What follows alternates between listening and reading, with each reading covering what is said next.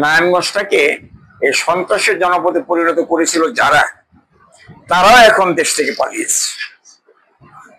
তারা শুধু একজন পালায়নি, পোলা মায়া বউ সব সুদ্ধা পালিয়েছে।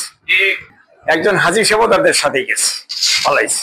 ওই হাজী সাহেব ছিলেন নারায়ণগঞ্জের মাদকের সেন্ট্রাল ডিপোর মালিক। মাদকের সেন্ট্রাল ডিপো যেটা, ওটা মালিক ছিলেন হাজী সাহেব, তিনিও পালিয়েছেন।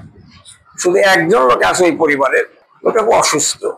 এর মধ্যে সেই আমাদের এসপি সাহেব বলতেছিলেন যে ওরা ধরে কি করো, ও হাঁটতে পারে না, চলতে পারে না, দাঁড়িতে পারে না, খাইতে পারে না, বাথরুমে যেতে পারে না, কিছুই করতে পারে না, আমাদের বিপদে ধরে ওরে। কেমন আছেন আপনি?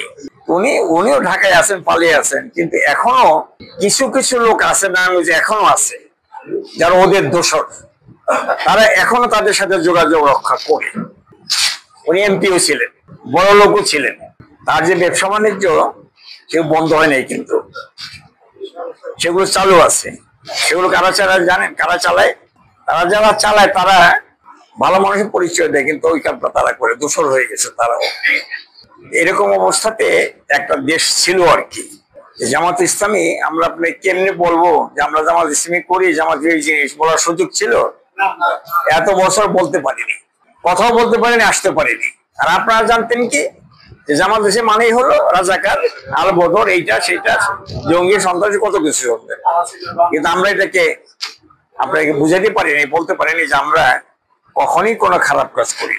আমার বিশ্বাস একজন মানুষ বলতে পারবে না নারায়ণগঞ্জে যে তার সাথে খারাপ ব্যবহার করেছি কোনোদিন। এমন একজন খুঁজে পাওয়া কঠিন হবে আমি তার সাথে খারাপ ব্যবহার করেছি কারোর সাথে, বলা যাবে। আমি চাষারা মাত্রায় ছোটকালে পড়ছি, এই চাষারা মাদ্রাসা এটি ছোটকালে পড়ছি। জামাত ইসলামী চারটা কাজ করে, 4 ধরনের কাজ করে। এক ধরনের কাজ হলো দেশের সকল মানুষকে আল্লাহর আইন এবং সত্যকে শাসন প্রতিষ্ঠার জন্য আহ্বান জানায়।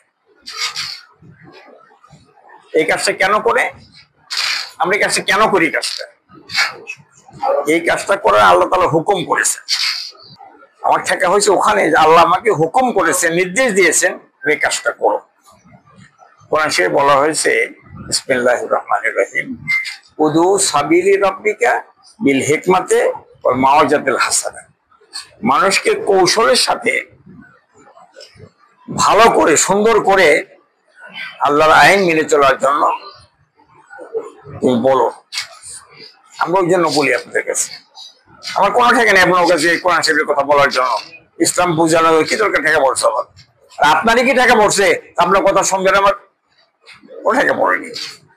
কিন্তু এটা শুধু হলো আল্লাহ তাআলা যে মানুষকে আদেশ দিয়েছেন, আল্লাহর আদেশ পালন করার জন্যই আমরা এই কাজটা করি।